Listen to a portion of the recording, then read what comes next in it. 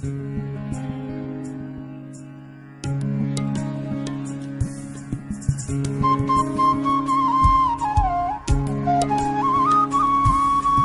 ایک گہرا کنواں ہوں اس زمین پر، بے شمار لڑکے لڑکیوں کے لیے کہ ان کی پیاس بجھاتا رہوں۔ اس کی بے پناہ رحمت اسی طرح ذرے ذرے پر برستی ہے جیسے کنواں سب کی پیاس بجھاتا ہے۔ اتنی سی کہانی ہے میری، زین العابدین اور عاشی اماں کے بیٹے کی کہانی، اس لڑکے کی کہانی جو اخباریں بیچ کر اپنے بھائی کی مدد کرتا تھا، اس شاگرد کی کہانی جس کی پرورش شیو سبرمنی آئیر اور ایادورائی سولومن نے کی، اس ودیارتھی کی کہانی جسے پنڈلے ماسٹر نے تعلیم دی، ایم جی کے مینن اور پروفیسر سارا بھائی نے انجینئر کی پہچان دی، جو ناکامیوں اور مشکلوں میں پل کر سائنسدان بنا، اور اس رہنما کی کہانی جس کے ساتھ چلنے والے بے شمار قابل اور ہنرمند لوگوں کی ٹیم تھی۔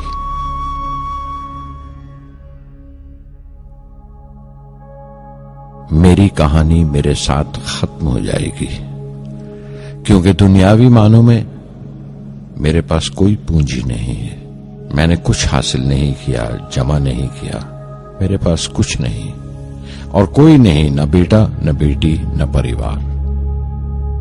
میں دوسروں کے لیے مثال نہیں بننا چاہتا، لیکن شاید کچھ پڑھنے والوں کو پریرنا ملے کہ انتم سکھ روح اور آتما کی تسکین ہے، خدا کی رحمت ان کی وراثت ہے۔ میرے پردادا اول، میرے دادا پکیر اور میرے والد زین العابدین کا خاندانی سلسلہ عبدالکلام پر ختم ہو جائے گا، لیکن خدا کی رحمت کبھی ختم نہیں ہوگی، کیونکہ وہ امر ہے، لافانی ہے۔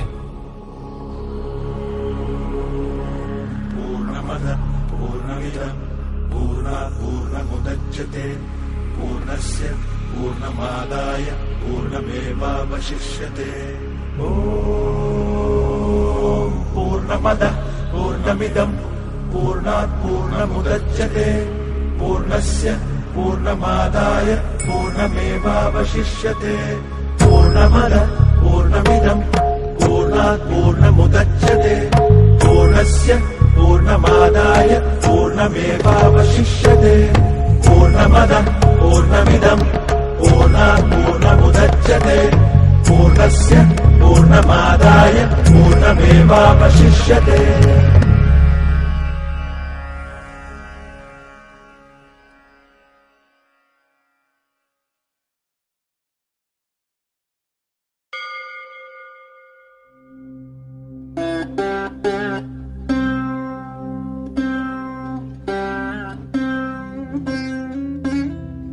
میں شہر رامیشورم کے ایک مڈل کلاس تمل خاندان میں پیدا ہوا۔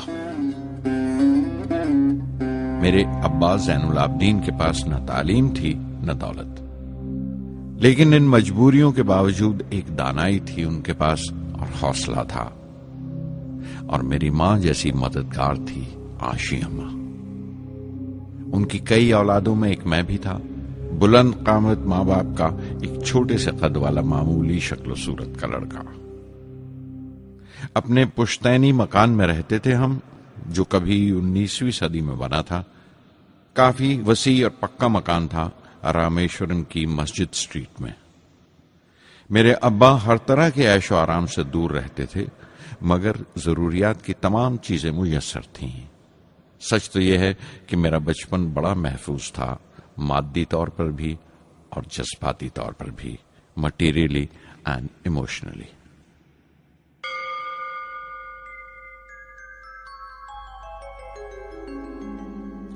رامیشورم کا مشہور شیو مندر ہمارے گھر سے صرف 10 منٹ کی دوری پر تھا۔ ہمارے علاقے میں زیادہ آبادی مسلمانوں کی تھی، پھر بھی کافی ہندو گھرانے تھے جو بڑے اتفاق سے پڑوس میں رہتے تھے۔ ہمارے علاقے میں ایک بڑی پرانی مسجد تھی جہاں میرے ابا مجھے ہر شام نماز پڑھنے کے لیے لے جایا کرتے تھے۔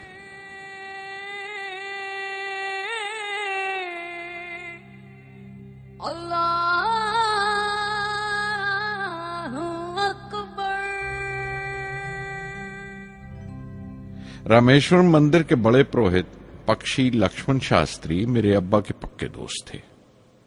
मेरी बचपन की यादों में आंकी हुई एक याद ये भी थी कि अपने अपने रवायती लिबास में बैठे हुए वो दोनों कैसे रूहानी मसलों पर देर देर तक बातें करते रहते थे। मेरे अब्बा मुश्किल से मुश्किल रूहानी मामलों को भी तमिल की आम जबान में बयान कर लिया करते थे। एक बार मुझसे कहा था, जब आफत आए तो आफत की वजह समझने की कोशिश करो, मुश्किलें हमेशा खुद को परखने का मौका देती हैं।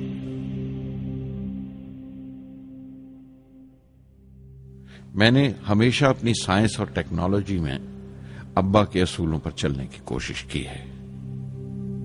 मैं इस बात पर यकीन रखता हूं कि हमसे ऊपर भी एक आला ताकत है, एक महान शक्ति है जो हमें मुसीबत, मायूसी और नाकामियों से निकालकर सच्चाई के मुकाम तक पहुंचाती है।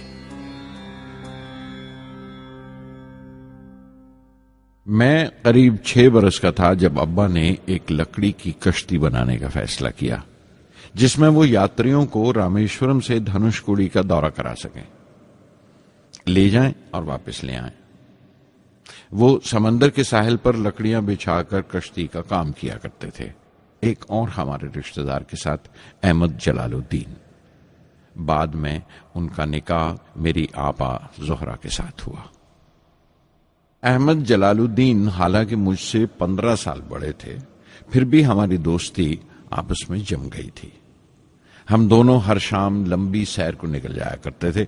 मस्जिद गली से निकलकर हमारा पहला पड़ाव शिव मंदिर हुआ करता था, जिसके गिर्द हम उतनी ही श्रद्धा से परिक्रमा करते थे जिस श्रद्धा से बाहर से आए हुए यात्री।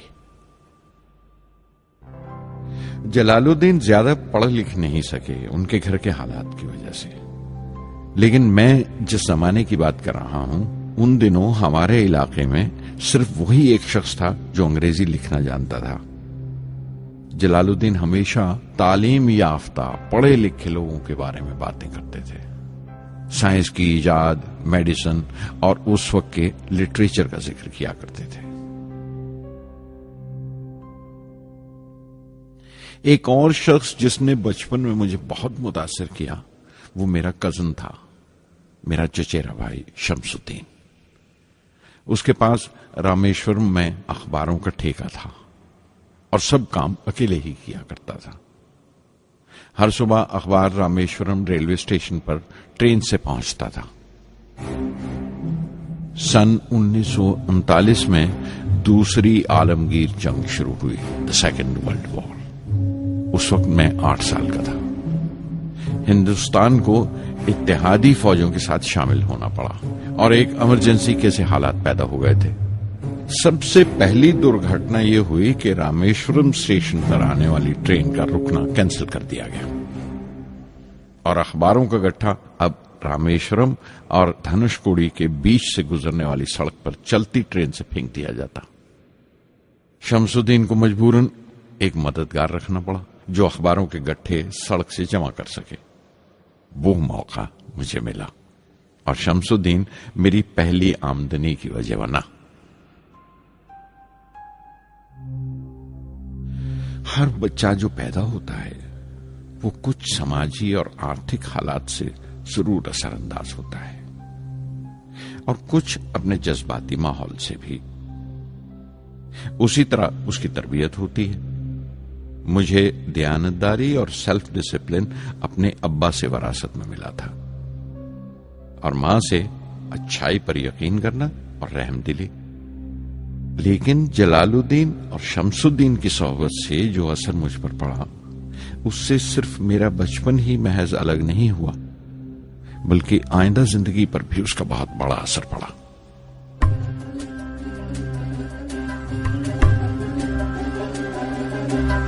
தந்தை மகற்கு ஆற்றும் நன்றி அபயத்து முந்தி இருப்பச்செயல். தந்தை மகற்கு ஆற்றும் நன்றி அபயத்து முந்தி இருப்பச்செயல். இருப்பச்செயல். மகன் தந்தைக்கு ஆற்றும் உதவி இவன் தந்தை என்னோற்றான் கொள்.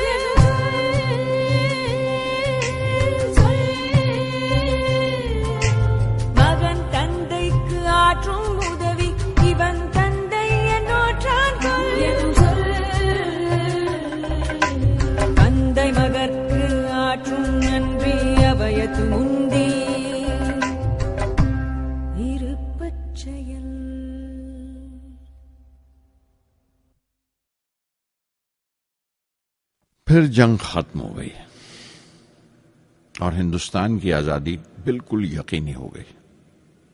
میں نے ابا سے رامیشورم چھوڑنے کی اجازت چاہی. میں ڈسٹرکٹ ہیڈ کوارٹرز رامناتھ پورم جا کر پڑھنا چاہتا تھا. شمس الدین اور جلال الدین میرے ساتھ رامناتھ پورم تک گئے مجھے شوارٹز ہائی اسکول میں داخل کرانے کے لیے.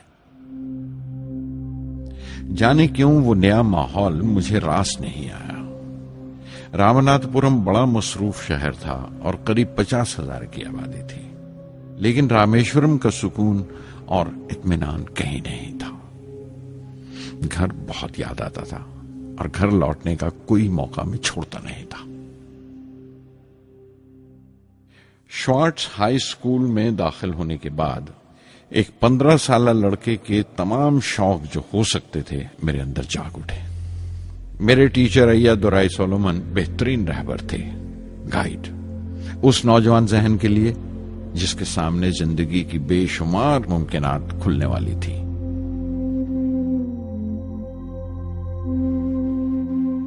رامناتھ پورم کے اس عرصہ قیام میں ان سے میرا رشتہ استاد شاگرد یا گرو شیشیہ سے بھی آگے نکل گیا.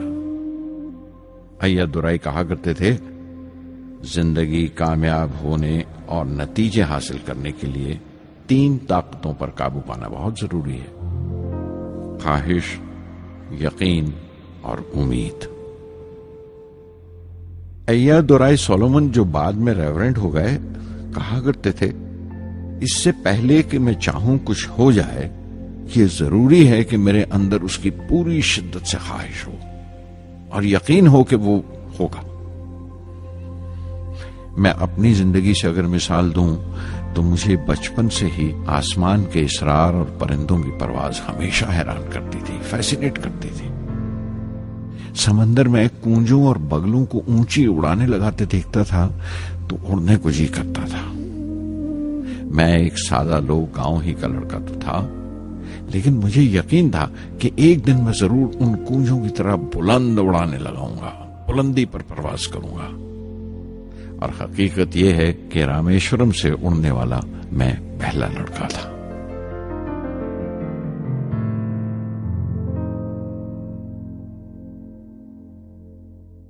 شوارٹز اسکول میں تعلیم ختم کرتے کرتے میرے اندر خود اعتمادی بس چکی تھی اور مجھے یقین تھا کہ میں ضرور کامیابی حاصل کروں گا. میں تعلیم آگے جاری رکھوں گا، اس میں کوئی دوسرا خیال نہیں تھا. سن 1950 میں انٹرمیڈیٹ پڑھنے کے لیے سینٹ جوزف کالج ٹریچی میں داخل ہو گیا. جب بی ایس سی ڈگری کے لیے میں نے سینٹ جوزف کالج میں داخلہ لیا تو ہائر ایجوکیشن کے معنی صرف اتنے ہی جانتا تھا. یہ نہیں جانتا تھا کہ ہائر ایجوکیشن کے لیے کچھ اور بھی ہو سکتا ہے. نہ یہ جانتا تھا کہ سائنس پڑھ کے فیوچر کے لیے اور کیا موقع حاصل ہو سکتے ہیں.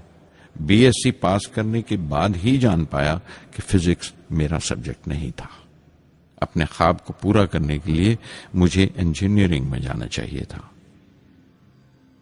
پتہ نہیں کیوں کچھ لوگوں کا ایسا خیال ہے کہ سائنس آدمی کو خدا سے منکر کر دیتی ہے، لیکن میرے لیے تو سائنس اعتماد، وشواس اور روحانی تسکین کی وجہ رہی ہے.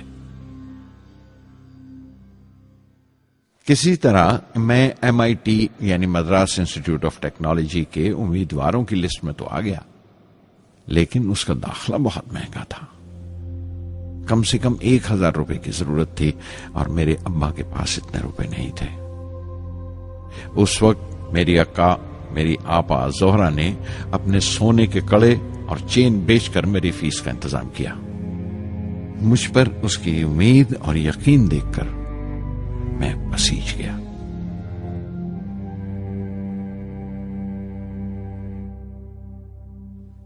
MIT میں سب سے زیادہ مزہ آیا. وہاں 2 ہوائی جہاز رکھے دیکھ کر جو اڑان سے بری کر دیے گئے تھے، مجھے ان کی طرف ایک عجیب سا کھچاؤ محسوس ہوتا تھا. اور جب سب لڑکے ہاسٹل لوٹ جاتے تھے میں کئی گھنٹے ان کے پاس بیٹھا رہتا تھا.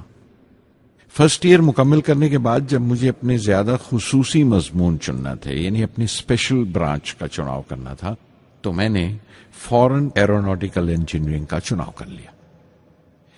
MIT کی تعلیم کے دوران مجھے 3 ٹیچرز نے بہت متاثر کیا: پروفیسر اسپونڈر، professor KAV Pandalai, professor Narasimha Rao. Professor اسپونڈر ٹیکنیکل ایرو ڈائنامکس سکھاتے تھے۔ ایروناٹیکل انجینئرنگ میں داخلے سے پہلے میں نے ان سے صلاح لی تھی۔ انہوں نے سمجھایا تھا کہ مجھے مستقبل کا فیصلہ کرنے سے پہلے مستقبل کی ممکنات کے بارے میں نہیں سوچنا چاہیے، بلکہ سوچنا چاہیے ایک اچھی بنیاد کے لیے اور اپنے رجحان اور اشتیاق کے بارے میں کہ اس میں کتنی شدت ہے، میرے ایپٹیچیوڈز اور ایسپریشن میں کتنی انٹینسٹی ہے۔ میں خود بھی ہونے والے انجینئرنگ اسٹوڈنٹس سے کہنا چاہتا ہوں کہ جب وہ اپنا اسپیشلائزیشن کا چناؤ کریں تو یہ دیکھیں کہ ان میں کتنا شوق ہے، کتنا اتساہ ہے اور لگن ہے اس شعبے میں جانے کے لیے۔ پروفیسر KAV پنڈلے نے مجھے ایرو اسٹرکچر ڈیزائن سکھایا اور اس کا تجزیہ بھی، وشلیشن، انالیسس بھی۔ وہ بڑے خوش دل اور دوست ٹیچر تھے اور ہر سال کوئی نہ کوئی نیا طریقہ، نیا نظریہ لے کر آتے تھے کورس میں۔ پروفیسر نرسنگھ راؤ میتھمیٹیشین تھے، وہ ایرو ڈائنامکس کی تھیوری سکھایا کرتے تھے۔ ان کی کلاس میں داخل ہو کر مجھے میتھمیٹیکل فزکس باقی تمام سبجیکٹس سے زیادہ اچھا لگنے لگا۔ سادھر سنگی ہری ہری نام چتارا چتارا، سادھر سنگی ہری ہری نام چتارا، سہجی انندو ہووے دینو راتی، انکر بھلو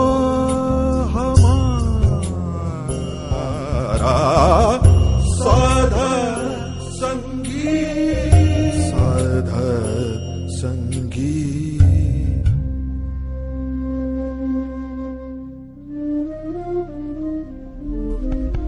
گرو پورا بھیٹیو بڑ بھاگی، گرو پورا بھیٹیو بڑ بھاگی، جاکو انتو نہ پاراوارا، انتو نہ پاراوارا، نانک سرنی گہی سوامی کی، پنہ پنہ نمسکار، سادھر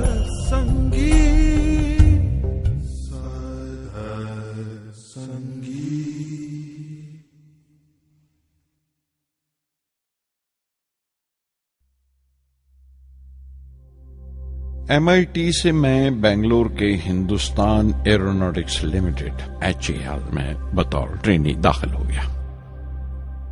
HAL سے جب میں ایروناٹیکل انجینئرنگ گریجویٹ بن کر نکلا تو زندگی نے 2 موقع میرے سامنے کھڑے کر دیے اور دونوں میری پرواز کے دیرینہ خواب پورے کر سکتے تھے۔ ایک موقع تھا ایئر فورس کا، دوسرا منسٹری آف ڈیفنس میں directorate of technical development and production کا۔ میں نے دونوں میں عرضی بھیج دی اور بیک وقت دونوں سے انٹرویو کا بلاوا آ گیا۔ ایئر فورس کے لیے مجھے دہرادون بلایا گیا تھا اور ڈیفنس کے لیے دہلی۔ میرے دونوں مقام 2000 کلومیٹر کے فاصلے پر تھے۔ یہ پہلا موقع تھا میرا اپنے وسیع اور وراٹ وطن کو دیکھنے کا۔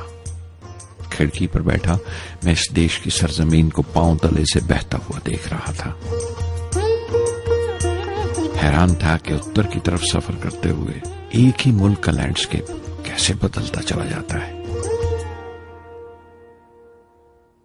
میں 1 ہفتہ دہلی میں ٹھہرا، ڈیفنس منسٹری کا انٹرویو دیا۔ انٹرویو اچھا ہوا تھا۔ وہاں سے میں دہرادون گیا ایئر فورس سلیکشن بورڈ کے انٹرویو کے لیے۔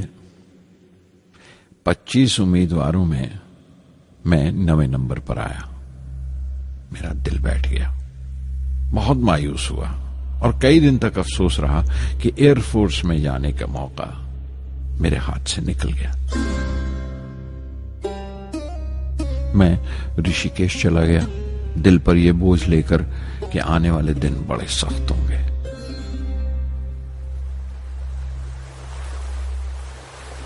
گنگا میں اسنان کیا اور پھر چلتا ہوا پاس کی پہاڑی پر شیوانند آشرم تک پہنچ گیا۔ سوامی شیوانند سے بھیٹ ہوئے۔ دیکھنے میں بالکل گوتم بدھ لگتے تھے، سفید دودھیا دھوتی اور پاؤں میں لکڑی کی کھڑاؤں۔ ان کی بچوں سی معصوم مسکان اور سادہ دلی دیکھ کر بہت پربھاوت ہوا میں نے بتایا انہیں کیسے میں انڈین ایئر فورس میں بھرتی ہونے سے رہ گیا اور میری کتنی شدید خواہش تھی آسمانوں میں اڑنے کی، پرواز کرنے کی۔ وہ مسکرا دیے اور بولے، خواہش اگر دل و جان سے نکلی ہو، وہ پوتر ہو اور اس میں شدت ہو، تو اس میں کمال کی ایک الیکٹرو میگنیٹک انرجی ہوتی ہے، ایک برقی مقناطیسی طاقت ہوتی ہے۔ دماغ جب سوتا ہے تو وہ انرجی رات کی خاموشی میں باہر نکل جاتی ہے اور صبح کائنات برہمانڈ سے ستاروں کی گتی رفتار کو اپنے ساتھ سمیٹ کر دماغ میں لوٹ آتی ہے۔ اسی لیے جو سوچا ہے اس کی سرشٹی اوشیہ ہے، وہ تخلیق ہوگا۔ تم وشواس کرو اس ازلی بندھن پر، اس وچن پر کہ سورج پھر لوٹے گا، باہر پھر سے آئے گی۔ میں دہلی لوٹ آیا، ڈیفنس سے اپنا انٹرویو کا نتیجہ دریافت کیا۔ جواب میں مجھے اپوائنٹمنٹ لیٹر تھما دیا گیا اور اگلے دن سے سینئر سائنٹیفک اسسٹنٹ مقرر کر دیا گیا، 250 روپے کی ماہانہ تنخواہ پر۔ 3 سال گزر گئے۔ انہی دنوں بنگلور میں ایروناٹیکل ڈیولپمنٹ اسٹیبلشمنٹ ADE کا ایک نیا محکمہ کھلا اور مجھے وہاں پوسٹ کر دیا گیا۔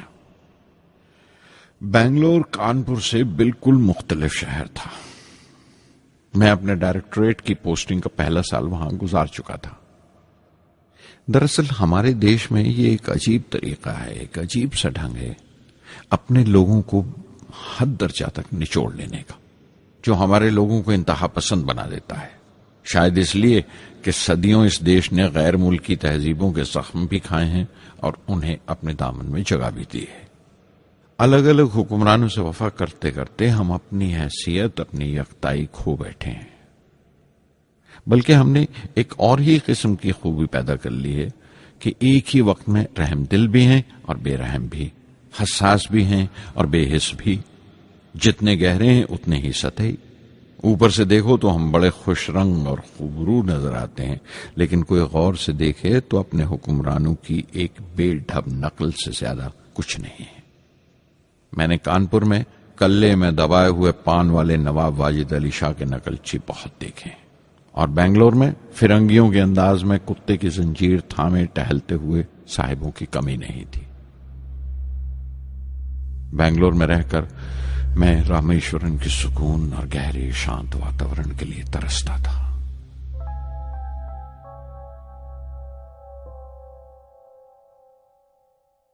پہلے سال تو ADE میں کوئی زیادہ کام نہیں تھا۔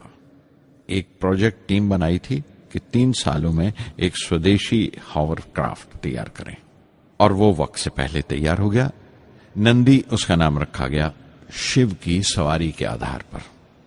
اس کا ڈیزائن ہماری امید سے زیادہ اچھا تھا، لیکن میں سخت مایوس ہوا جب آپسی کنٹروورسیز کی بنا پر سارا پروجیکٹ بالائے طاق رکھ دیا گیا، بند کر دیا گیا۔ Professor MGK Menon, Tata institute of fundamental research کے ڈائریکٹر، ایک روز اچانک ہی ہماری جانچ پڑتال کو آ پہنچے۔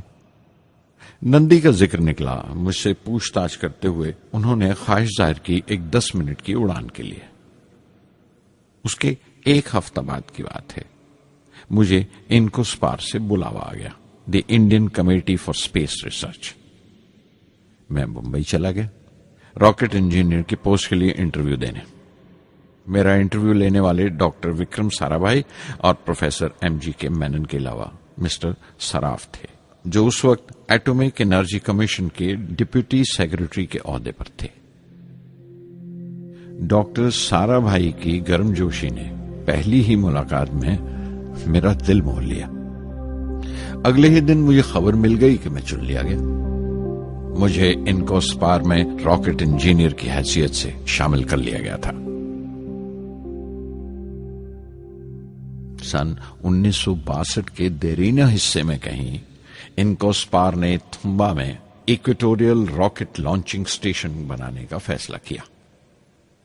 تھمبا کیرلا میں تریویندرم سے پرے ایک دور دراز کے اونگتے سے گاؤں کا نام ہے۔ ہندوستان میں یہ ماڈرن راکٹ بیسڈ ریسرچ کی ایک دبی سی ابتدا تھی، ہلکی سی شروعات۔ اس کے فوراً بعد ہی مجھے 6 ماہ کے لیے امریکہ بھیج دیا گیا، ناسا میں راکٹ لانچنگ کی ٹریننگ کے لیے۔ جانے سے پہلے میں تھوڑا سا وقت نکال کر رامیشورم گیا۔ میرے ابا میری اس کامیابی کے لیے بہت خوش ہوئے اور مجھے اسی مسجد میں لے جا کر شکرانے کی نماز ادا کی۔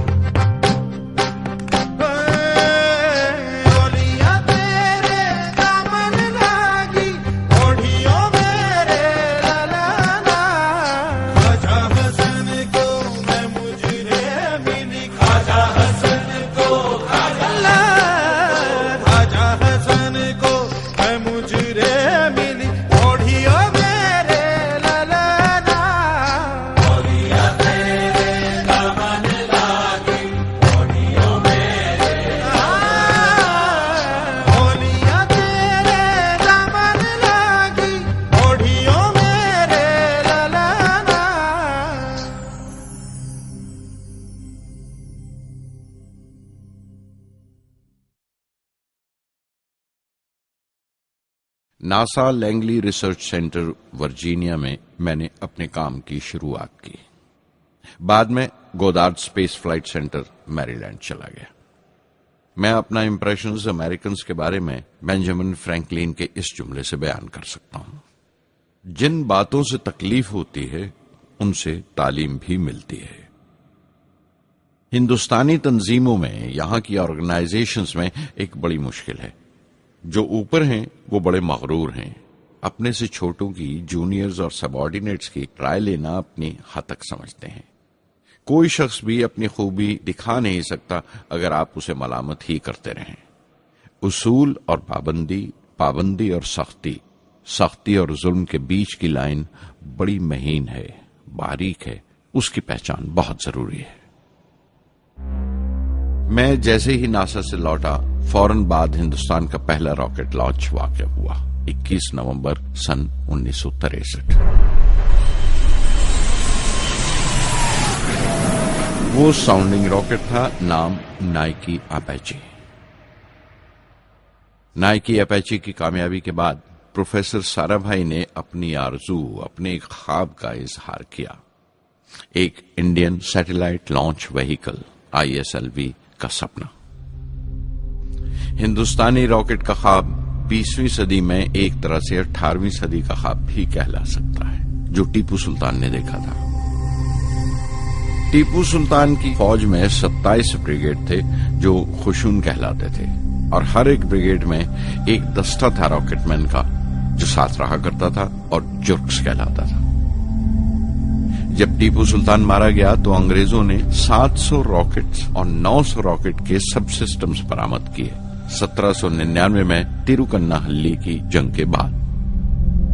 وہ راکٹس ولیم کانگریو نے انگلینڈ بھیجوا دیے جانچ پڑتال کے لیے، اس کی تکنیک سمجھنے کے لیے، جسے آج کی سائنسی زبان میں ہم ریورس انجینئرنگ کہتے ہیں۔ ٹیپو سلطان کی موت کے ساتھ اس خواب کی بھی موت ہو گئی، کم سے کم 150 سال کے لیے۔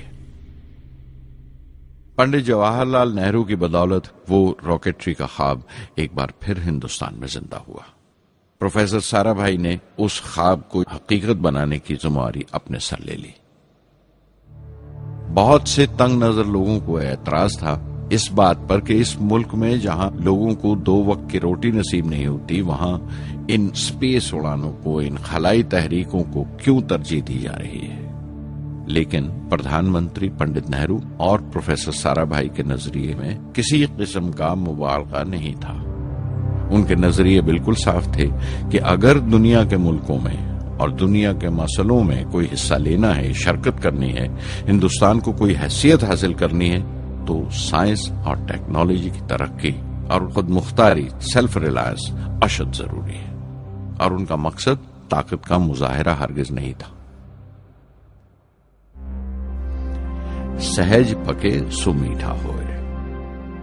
تھمبا میں 2 راکٹ سہج پکے مگر کامیاب ہوئے، ایک روہنی، دوسرا مینیکا۔ اگلا سال لگا ہی تھا جب پروفیسر سارا بھائی نے مجھے دہلی بلا بھیجا۔ ایک میٹنگ تھی اور میٹنگ میں group captain V S Narayanan سے میرا تعارف کرایا گیا جو ایئر ہیڈ کوارٹرز سے تھے۔ پروفیسر سارا بھائی نے ریٹو تیار کرنے کا ارادہ ظاہر کیا، rocket assisted take of system, ایک ملٹری ایئر کرافٹ جو راکٹ کی مدد سے اڑایا جا سکے بڑی چھوٹی سی جگہ میں۔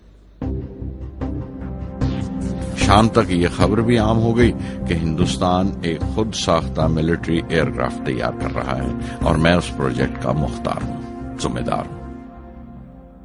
میں کئی طرح کے جذبات سے بھر گیا، خوش بھی تھا، شکر گزار بھی، خوش قسمت بھی، اور ایک احساس ہوا تکمیل کا، فلفلمنٹ کا۔ 19ویں صدی کے ایک شاعر کی یہ سطریں بہت یاد آئیں۔ ہر دن کے لیے تیار رہو، ہر دن کو ایک طرح ہی ملو، جب اوکھلی ہو برداشت کرو، جب دستہ ہو تو وار کرو۔ ریٹو پہ کام کرتے ہوئے 2 اہم واقعات ہوئے۔ پہلا تو یہ تھا کہ اپنے دیش میں پہلی بار اسپیس ریسرچ کا 10 سالہ پروگرام تیار ہوا جس کے آتھر تھے پروفیسر سارا بھائی۔ میرے لیے وہ ایک ایسا رومانی مینیفیسٹو تھا جیسے اسپیس سے عشق کرنے والے کسی شاعر کی رومانی نظم ہو، جیسے کوئی اپنے دیش کے آسمان سے عشق کرنے لگا ہو۔ اور دوسرا واقعہ منسٹری آف ڈیفنس میں میسائل پینل کا تیار ہونا۔ نارائنن اور میں، ہم دونوں اس پینل کے ممبر تھے۔ اس وقت تک بھوش کی آنے والی SLV سیٹلائٹ لانچ وہیکل کا ناک نقشہ بھی تیار ہو چکا تھا۔ پروفیسر سارا بھائی اپنے دیرینہ خواب کو تعبیر دینے کے لیے کچھ اور ساتھیوں کا چناؤ کر چکے تھے۔ میں خود کو خوش قسمت سمجھتا ہوں کہ مجھے اس پروجیکٹ کا لیڈر چنا گیا۔ اس پر پروفیسر سارا بھائی نے مجھے ایک اور ذمہ داری بھی سونپی کہ لانچ کی 4تھی سٹیج میں ہی ڈیزائن کروں۔ یہ معمول تھا، میرا عادت تھی کہ ہر میسائل پینل کی میٹنگ کے بعد میں جا کر پروفیسر سارا بھائی کو پوری تفصیل، پوری رپورٹ دیتا تھا۔ دہلی میں ایسی ہی ایک میٹنگ کے بعد 23 دسمبر 1971 کو میں تریویندرم لوٹ رہا تھا، اور اس دن پروفیسر سارا بھائی تھمبا میں SLV کا معائنہ کرنے گئے ہوئے تھے۔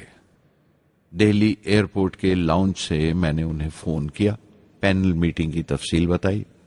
پروفیسر سارا بھائی نے مجھے کہا کہ میں تریویندرم ایئرپورٹ پر ان کا انتظار کروں۔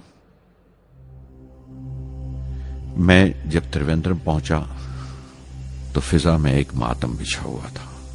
مجھے خبر دی گئی کہ پروفیسر سارا بھائی نہیں رہے۔ چند گھنٹے پہلے دل کا دورہ پڑنے سے ان کا انتقال ہو گیا۔ میں تھرا کے رہ گیا۔ چند گھنٹے پہلے ہی تو میں نے ان سے بات کی تھی، میرے لیے وہ بہت بڑا صدمہ تھا۔ پروفیسر سارا بھائی میری نظر میں انڈین سائنس کے راشٹر پتا ہیں، جیسے راشٹر کے پتا مہاتما گاندھی ہیں۔ انہوں نے اپنی ٹیم سے رہنما پیدا کیے اور خود اپنے عمل سے ان کے لیے مثال ثابت ہوئے۔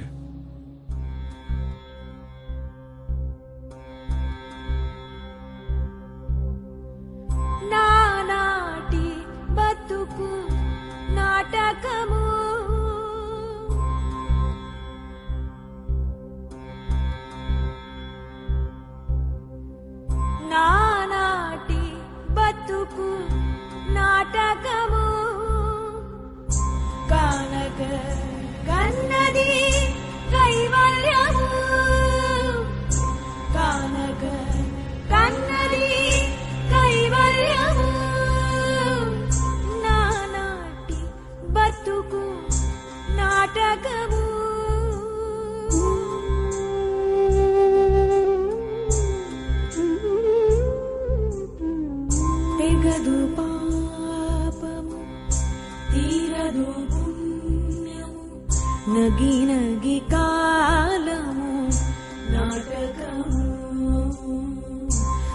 తీరదు పాపము తీరదు పుణ్యము నగి నగి కాలము నాటకము యగువన శ్రీ వెంకటేశ్వరుడేరికే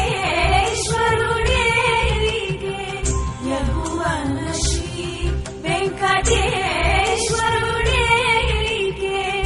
గగనము నీతిది కైవల్యము గగనము నీతిది కైవల్యము కైవల్యము.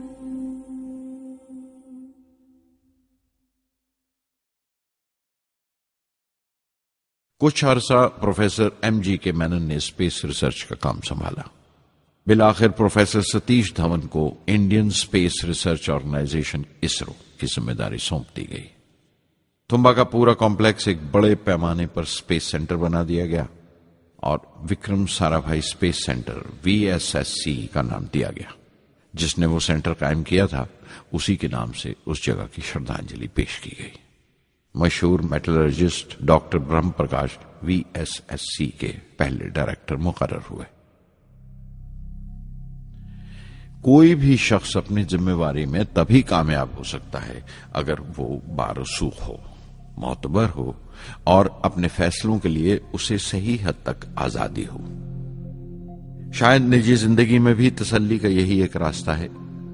आजादी और जिम्मेवारी एक साथ हो तभी वो तस्कीन और खुशी का बायस हो सकती है. और जाती आजादी हासिल करने के लिए मैं 2 रास्ते तजवीज कर सकता था जो मैंने इख्तियार किए. पहला तो ये कि अपनी तालीम और तरबियत को बढ़ावा दो.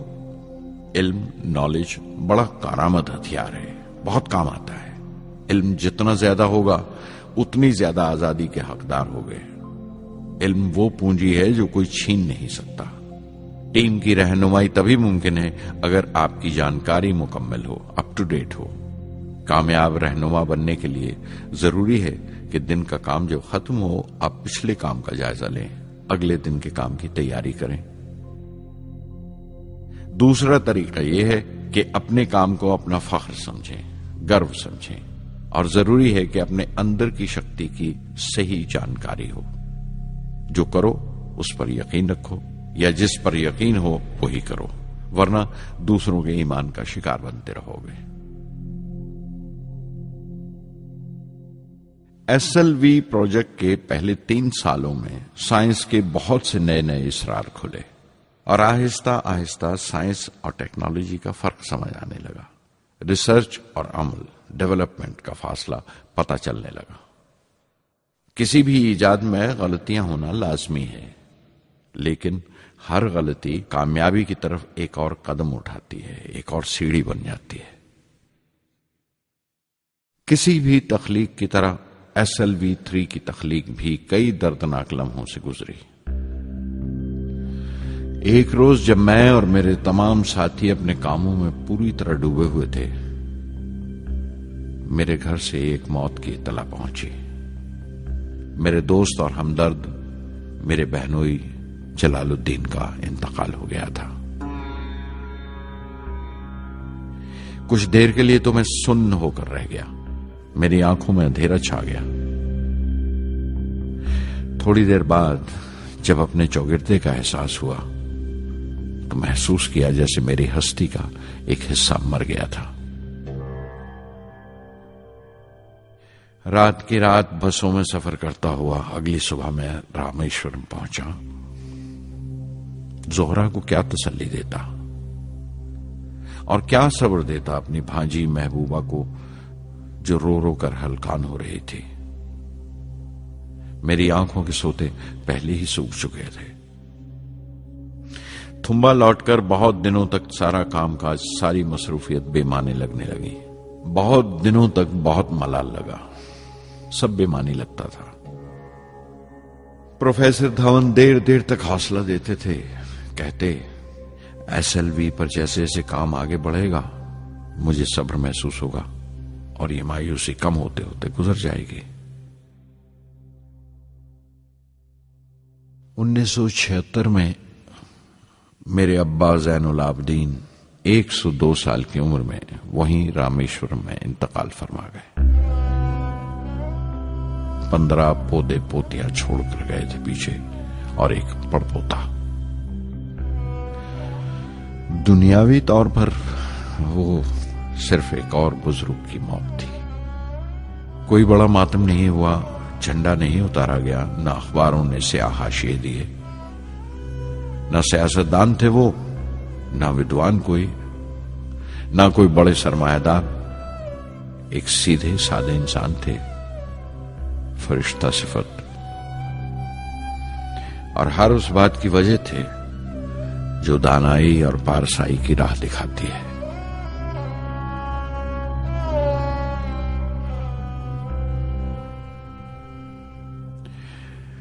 میں بہت دیر تک اپنی ماں کے پاس بیٹھا رہا، چپ چاپ، اور جب اٹھا تھمبا لوٹنے کے لیے تو اس نے روندھے گلے سے دعائیں دی مجھے.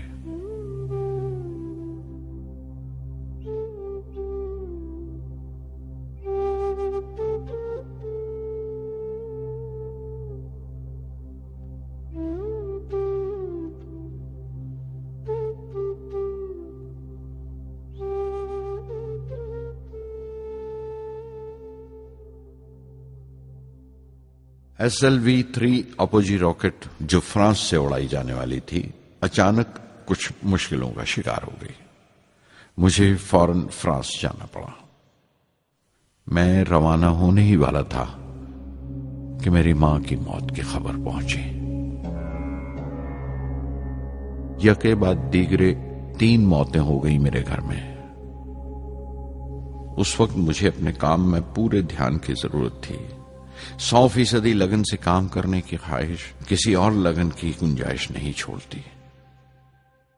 مکمل نیتی اور پوری لگن سے SLV-3 کا خواب 1979 کے درمیان میں جا کر پورا ہوا. ہم نے SLV-3 کی پرواز کا دن 10 اگست 1979 طے کیا تھا. 23 میٹر لمبا 4 سٹیجز کا یہ راکٹ 17 ٹن کا وزن لے کر 7:58 پر بڑی کجدائی سے اڑا اور خلا کی طرف روانہ ہوا.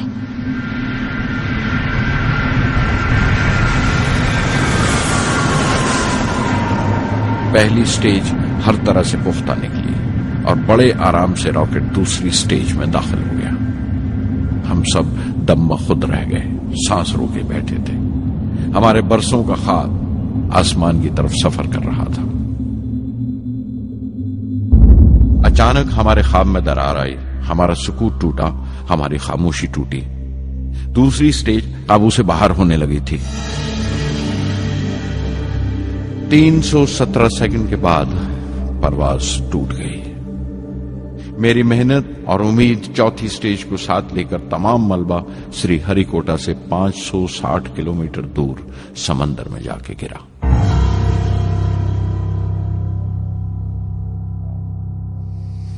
اس حادثے سے ہم سب کو سخت صدمہ پہنچا. میں غم و غصے سے بھر گیا، نچڑ گیا، بالکل جسمانی طور پر بھی اور ذہنی طور پر بھی. میں سیدھا اپنے کمرے میں گیا اور بستر میں دھنس گیا. میں نے اپنے کندھے پر ایک دلاسے کا ہاتھ محسوس کیا تو آنکھ کھولی. دوپہر ڈھل چکی تھی، شام قریب تھی. ڈاکٹر برہم پرکاش میرے سرانے بیٹھے تھے. ان کی اس ہمدردی نے چھو لیا مجھے. میں اداس تھا، مایوس تھا، لیکن اکیلا نہیں.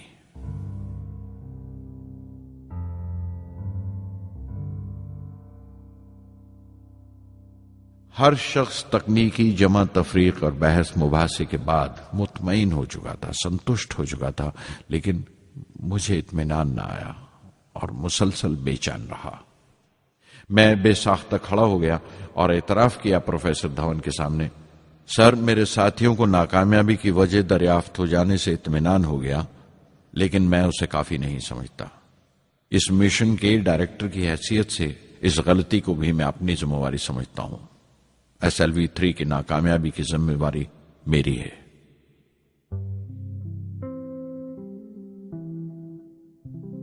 سائنس کا کام کمال درجہ اتساہ بھی دیتا ہے، خوشی بھی اور اتنی ہی گہری مایوسی بھی۔ اس طرح کے واقعات سوچ سوچ کر میں دل کو ڈھارس دیتا رہا۔ یہ خیال کہ انسان چاند پر اتر سکتا ہے سب سے پہلے ایک روسی سائنٹسٹ نے سوچا تھا۔ اسے حقیقت بننے میں 40 سال گزر گئے جب امریکہ نے اسے پورا کیا۔ پروفیسر چندر شیکھر نے چندر شیکھر لمٹ کا آوشکار کیا تھا 1930 میں جب کیمبرج میں پڑھ رہے تھے، لیکن 50 سال بعد انہیں اسی ڈسکوری پر نوبل پرائز ملا۔ وان براون اپنی سیٹرن لانچ وہیکل سے آدمی کو چاند پر اتارنے سے پہلے کتنی ساری ناکامیوں سے گزرے ہوں گے۔ پہاڑ کی چوٹی پر اترنے سے پہاڑ پر چڑھنے کا تجربہ نہیں ملتا۔ زندگی پہاڑ کی چڑھانوں پر ملتی ہے، چوٹی پر نہیں۔ چڑھانوں پر ہی تجربے ملتے ہیں اور زندگی منچتی ہے اور ٹیکنالوجی ترقی کرتی ہے۔ چوٹی پر پہنچنے کی کوشش ہی میں چڑھانوں کا علم حاصل ہوتا ہے۔ میں ایک ایک قدم چلتا رہا، چڑھتا رہا چوٹی کی طرف۔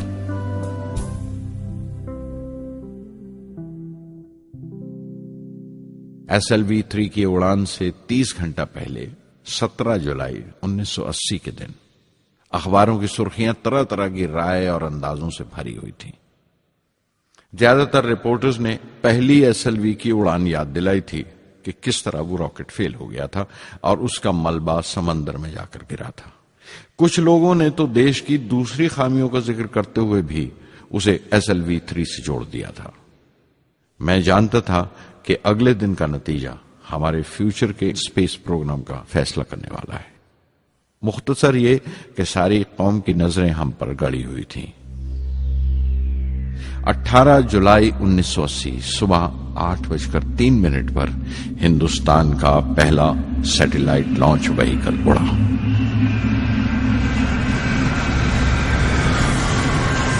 میں نے روہنی سیٹلائٹ کا تمام ڈیٹا کمپیوٹر پر جانچا۔ اگلے 2 منٹ کے اندر اندر روہنی انترکش میں تھا۔ اس تمام شورغل کے بیچ میں نے اپنی زندگی کے سب سے اہم الفاظ ادا کیے۔ میں مشن ڈائریکٹر بول رہا ہوں، ایک ضروری خبر سننے کو تیار رہو۔ چوتھی سٹیج کامیابی کے ساتھ روہنی سیٹلائٹ کو لے کر انترکش میں داخل کر رہی ہے۔ میں بلاک سے باہر آیا تو میرے ساتھیوں نے مجھے کندھوں پر اٹھا لیا اور نعرے لگاتے ہوئے جلوس نکالا۔ ساری قوم میں ایک جوش کی لہر دوڑ گئی۔ ہندوستان ان چند قوموں میں شامل ہو گیا تھا جن کے پاس سیٹلائٹ لانچ کی قابلیت تھی۔ ہماری قوم کا ایک خواب پورا ہوا تھا اور ہمارے اتہاس کا ایک نیا باب کھلا، ایک نیا چیپٹر۔ پردھان منتری اندرا گاندھی نے مبارکباد کا تار بھیجا اور سب سے زیادہ ہندوستان کے سائنسدان خوش تھے کہ یہ پوری کوشش سودیشی تھی، ہماری اپنی تھی۔ میں کچھ ملے جلے جذبات سے گزر رہا تھا۔ میں خوش تھا کہ پچھلی 2 دہائیوں سے جس کوشش میں تھا بالآخر اس میں کامیاب ہوا، لیکن اداس تھا جن لوگوں کی بدولت میں یہاں پہنچا تھا وہ لوگ میرے ساتھ نہیں تھے۔ میرے ابا، میرے بہنوئی جلال الدین اور پروفیسر سارا بھائی۔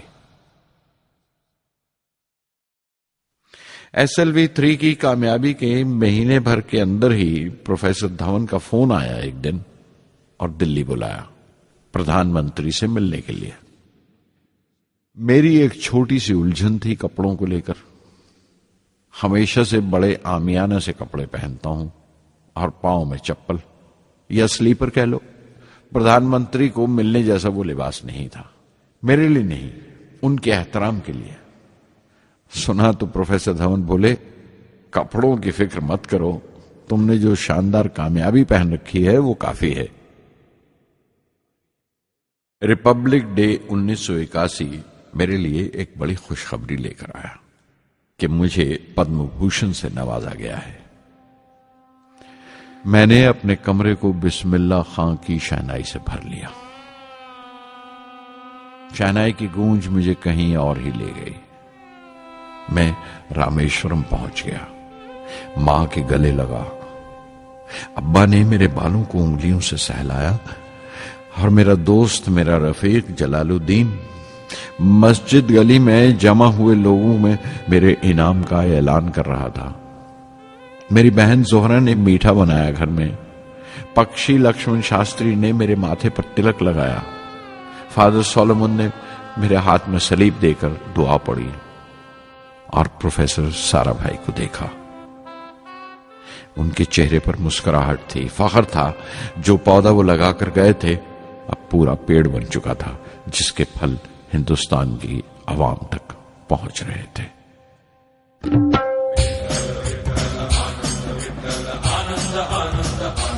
ओ आनंदाचे डोही आनंद तरंग, आनंदाचे डोही आनंद तरंग, आनंदाची अंग, आनंदाचे आनंदाची अंग, आनंदाचे आनंदाचे डोही आनंद तरंग, आनंदाचे डोही आनंद तरंग।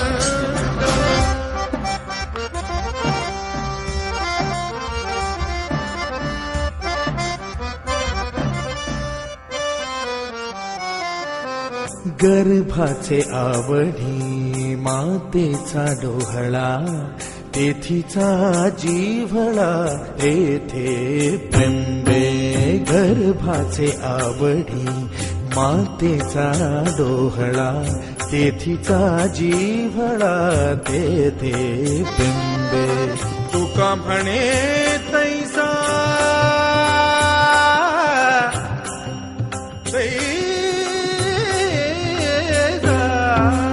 तुका म्हणे तैसा ओतलाचे ठसा, अनुभव सरीसा मुखाला। आनंदाचे डोही आनंद तरंग, आनंदाची अंग, आनंदाचे आनंदाचे डोही आनंद तरंग।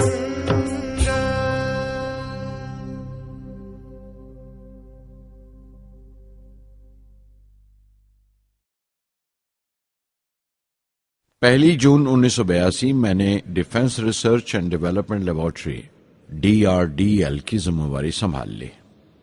उस वक्त के defence minister Shri R Venkataraman ने जब मशवरा दिया कि बजाय दर्जा बदर्जा मिसाइल तैयार करने के हमें मुकम्मल अपनी मिसाइल तैयार करने का प्रोग्राम बनाना चाहिए, तो हमें अपने कानों पर यकीन नहीं आया और देखते देखते ही वो प्रोजेक्ट एक मुकम्मल मिसाइल का प्रोग्राम बन गया, जिसके नतीजे आइंदा बहुत दूर तक पहुंचे।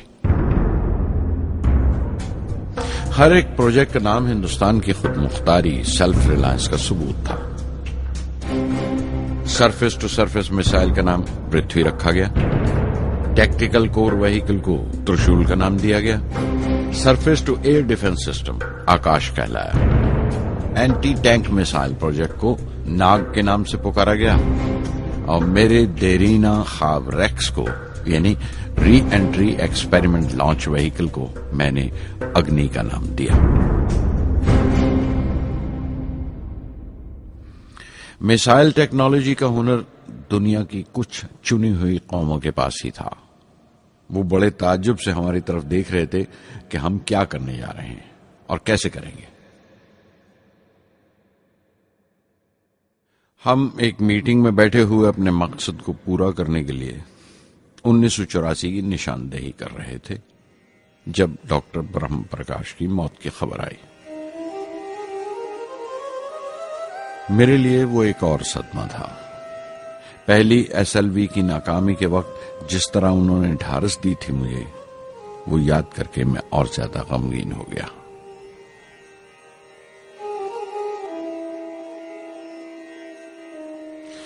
प्रोफेसर सारा भाई अगर VSSC के निर्माता थे, बनाने वाले थे, तो डॉक्टर ब्रह्म प्रकाश उसके आमिल थे, एग्जीक्यूटर थे। उनकी विनम्रता ने मुझे बड़ी हद तक नरम कर दिया। اور میں نے اپنی تند مزاجی پر کافی قابو کر لیا۔ ان کی حلیمی صرف اپنی خوبیوں تک ہی محدود نہیں تھی، بلکہ اپنے سے چھوٹوں کو عزت دینا بھی ان کی عادت میں شامل تھا۔ ان کے برتاؤ اور سلوک میں یہ بات نظر آ جاتی تھی کہ کوئی شخص بھی خامیوں سے خالی نہیں ہے، یہاں تک کہ افسر بھی، لیڈر بھی، رہنما بھی۔ وہ بہت بڑے دانشور تھے۔ ایک کمزور سے شریر کے اندر ان میں بچوں کی سی معصومیت تھی۔ مجھے وہ ہمیشہ سائنسدانوں میں سنت نظر آتے تھے۔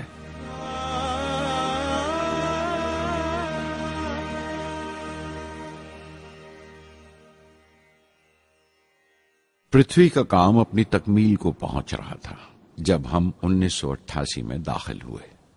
25 فروری 1988 صبح 11:23 پر پرتھوی کی پہلی پرواز واقع ہوئی۔ ہمارے ملک میں وہ ایک ایتہاسک موقع تھا۔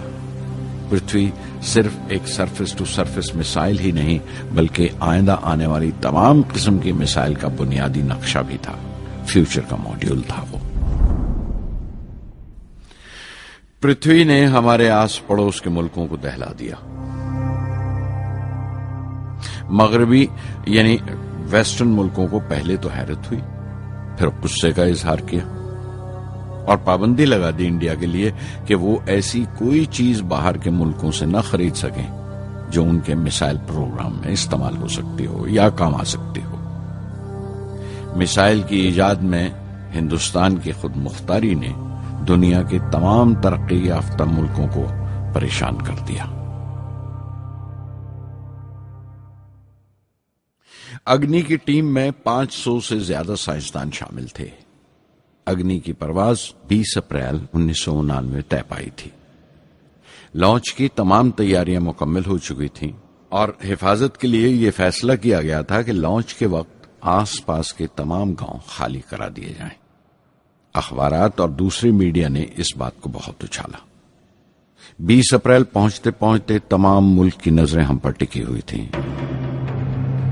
دوسرے ملکوں کا دباؤ بڑھ رہا تھا کہ ہم اس تجربے کو ملتوی کر دیں یا خارج کر دیں، لیکن سرکار مضبوط دیوار کی طرح ہمارے پیچھے کھڑی رہی اور کسی طرح ہمیں پیچھے نہیں ہٹنے دیا۔ پرواز سے صرف 14 سیکنڈز پہلے ہمیں کمپیوٹر نے رکنے کا اشارہ کیا۔ کسی ایک پرزے میں کوئی خامی تھی، وہ فوراً ٹھیک کر دی گئی، لیکن اسی وقت ڈاؤن رینج اسٹیشن نے رکنے کا حکم دیا۔ چند سیکنڈز میں کئی رکاوٹیں سامنے آ گئیں اور پرواز ملتوی کر دی گئی۔ اخبارات نے آستینیں چڑھا لیں، ہر بیان نے اپنی اپنی طرح کی وجوہات نکال لی۔ کارٹونسٹ سدھیر دار نے ایک کارٹون شائع کیا جس میں ایک خریدار کچھ سامان دکاندار کو واپس کرتے ہوئے کہہ رہا تھا، اگنی کی طرح وہ بھی نہیں چلی۔ ایک کارٹون میں دکھایا گیا کہ سائنسدان کہہ رہا ہے، سب ٹھیک تھا، سوئچ بٹن نہیں چلا۔ ہندوستان ٹائمز کے کارٹون میں ایک نیتا رپورٹر کو سمجھا رہا ہے، ڈرنے کی کوئی بات نہیں، یہ بڑی امن پسند اہنساواد کی مثال ہے، اس سے کوئی مرے گا نہیں۔ قریب 10 روز دن رات کام چلا میسائل کی درستی پر، اور آخرکار سائنسدانوں نے ایک نئی تاریخ طے کی اگنی کی پرواز کے لیے۔ مگر پھر وہی ہوا، 10 سیکنڈ پہلے کمپیوٹر نے رکاوٹ کا اشارہ کیا۔ پتہ چلا ایک پرزہ کام نہیں کر رہا ہے۔ پرواز پھر ملتوی کر دی گئی۔ ایسی بات کسی بھی سائنسی تجربے میں ہو جانا عام بات ہے، غیر ملکوں میں بھی بہت بار ہوتا ہے، لیکن امید سے بھری ہوئی قوم ہماری مشکلیں سمجھنے کو تیار نہیں تھی۔ ہندو اخبار میں کیشو کا ایک کارٹون چھپا جس میں ایک دیہاتی کچھ نوٹ گنتے ہوئے کہہ رہا تھا، میسائل کے وقت گاؤں سے ہٹ جانے کا معاوضہ ملا ہے، 2-4 بار اور یہ تجربہ ملتوی ہوا تو میں پکا گھر بنوا لوں گا۔ امول بٹر والوں نے اپنے ہورڈنگ پر لکھا، اگنی کو ایندھن کے لیے ہمارے بٹر کی ضرورت ہے۔ اگنی کی مرمت کا کام جاری رہا۔ آخر کار ایک بار پھر 22 مئی کی تاریخ اگنی کی پرواز کے لیے طے پائی۔ اس کی پچھلی رات ڈاکٹر اروناچلم، جنرل کے این سنگھ اور میں ڈیفنس منسٹر کے سی پنت کے ساتھ چہل قدمی کر رہے تھے۔ پورے چاند کی رات تھی، ہائی ٹائیڈ کا وقت تھا اور لہریں گرج گرج کر خدا کی عظمت کا نام لے رہی تھی۔ کل اگنی کی پرواز کامیاب ہوگی یا نہیں، بار بار یہی سوال ہمارے دماغ میں گونج رہا تھا۔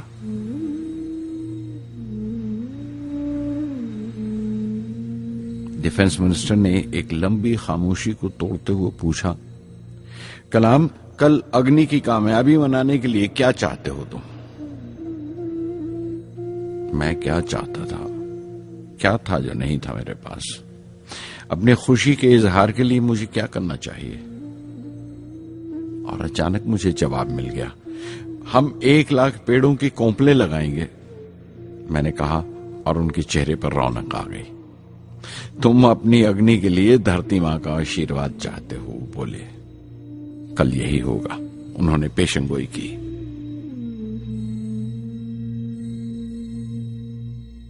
اگلے دن صبح 7:10 پر اگنی لانچ ہوئی۔ قدم قدم صحیح نکلا۔ میزائل نے جیسے ٹیکسٹ بک یاد کر لی ہو، جیسے سبق یاد کر لیا تھا۔ ہر سوال کا صحیح جواب مل رہا تھا۔ لگتا تھا ایک لمبے خوفناک خواب کے بعد ایک خوبصورت صبح نے آنکھ کھلی ہے۔ 5 سال کی مشقت کے بعد ہم اس لانچ پیڈ پر پہنچے تھے۔ اس کے پیچھے 5 لمبے سالوں کی ناکامیابی، کوششیں اور امتحان کھڑے تھے۔ اس کوشش کو روک دینے کے لیے ہندوستان نے ہر طرح کے دباؤ برداشت کیے تھے، لیکن ہم نے کر دکھایا جو کرنا تھا۔ میری زندگی کا سب سے قیمتی لمحہ تھا وہ مٹھی بھر سیکنڈز، 600 سیکنڈ کی وہ پرواز جس نے ہماری برسوں کی تھکان دور کر دی، برسوں کی محنت کو کامیابی کا تلک لگایا۔ اس رات میں نے اپنی ڈائری میں لکھا، اگنی کو اس نظر سے مت دیکھو، یہ صرف اوپر اٹھنے کا سادھن نہیں ہے، نہ شکتی کی نمائش ہے۔ اگنی ایک لو ہے جو ہر ہندوستانی کے دل میں جل رہی ہے۔ اسے مثال مت سمجھو، یہ قوم کے ماتھے پر چمکتا ہوا آگ کا سنہری تلک ہے۔ स्वधर्मम् अपि चावेक्ष्य न विकम्पितुम् अर्हसि धर्म्याद्युद्धश्रेयोऽन्यक्षत्रियस्य न विद्यते। स्वधर्मम् अपि चावेक्ष्य न विकम्पितुम् अर्हसि धर्म्याद्युद्धश्रेयोऽन्यक्षत्रियस्य न विद्यते। अदच्चेत्त्वम् इमम् धर्म्यम् सङ्ग्रामम् न करिष्यसि तदस्वधर्मम् कीर्तिम् च हित्वा पापम् अवाप्स्यसि हित्वा पापम् अवाप्स्यसि।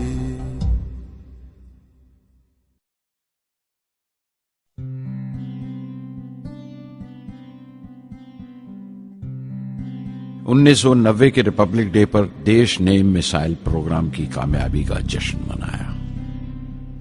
مجھے پدم وبھوشن سے نوازا گیا اور ڈاکٹر اروناچلم کو بھی۔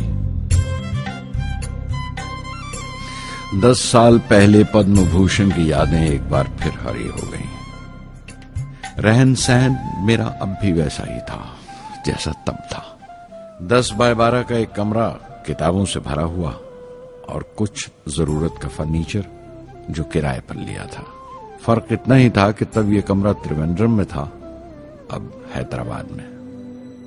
ویٹر میرا ناشتہ لے کر آیا، اڈلی اور چھاچھ، اور آنکھوں میں ایک خاموش مسکراہٹ مبارکباد کی۔ میں اپنے ہم وطنوں کی اس نوازش سے چھلک گیا۔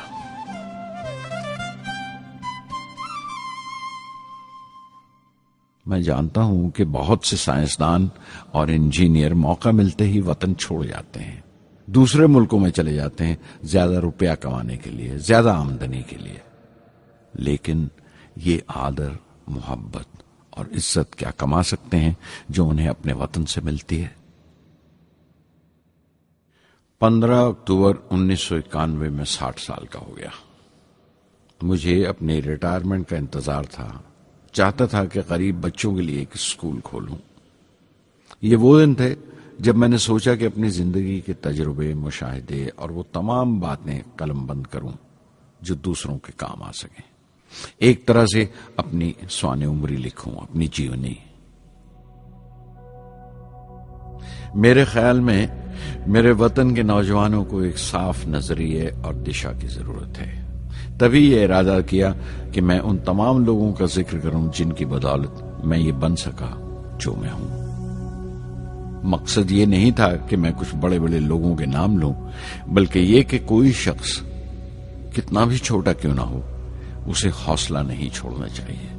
मसले, मुश्किलें जिंदगी का हिस्सा हैं और तकलीफें कामयाबी की सच्चाइयां हैं। जैसा कहा है किसी ने, खुदा ने यह वादा नहीं किया कि आसमान हमेशा नीला ही रहेगा, जिंदगी भर फूलों से भरी राहें मिलेंगी। खुदा ने यह वादा नहीं किया कि सूरज है तो बादल नहीं होंगे, खुशी है तो गम नहीं, सुकून है तो दर्द नहीं होगा। मुझे ऐसा कोई गुरूर नहीं कि मेरी जिंदगी सबके लिए एक मिसाल बनेगी, मगर यह हो सकता है कि कोई मायूस बच्चा किसी गुमनाम सी जगह पर जो समाज के किसी माजूर हिस्से से ताल्लुक रखता हो, ये पढ़े और उसे चैन मिले। ये पढ़े और उसकी उम्मीद रोशन हो जाए। हो सकता है ये कुछ बच्चों को नाउमीदी से बाहर ले आए और जिसे वो मजबूरी समझते हैं वो मजबूरी ना लगे। उन्हें यकीन रहे कि वो जहां भी हैं खुदा उनके साथ है। काश हर हिंदुस्तानी के दिल में जलती हुई लौ को पर लग जाए और उस लौ की परवाज से सारा आसमान रोशन हो जाए।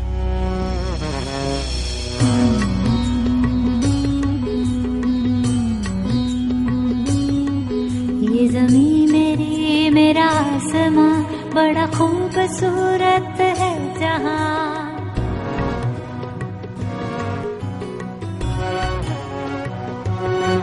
ये ज़मीं मेरी, मेरा आसमां, बड़ा खूबसूरत है जहां। मेरी जिंदगी परवाज़ है, वो फिजा मेरी, मैं उड़ूं जहां। मेरी जिंदगी परवाज़ है, वो फिजा मेरी, मैं उड़ूं जहां। ये ज़मीं मेरी, मेरा आसमां, बड़ा खूबसूरत है जहां।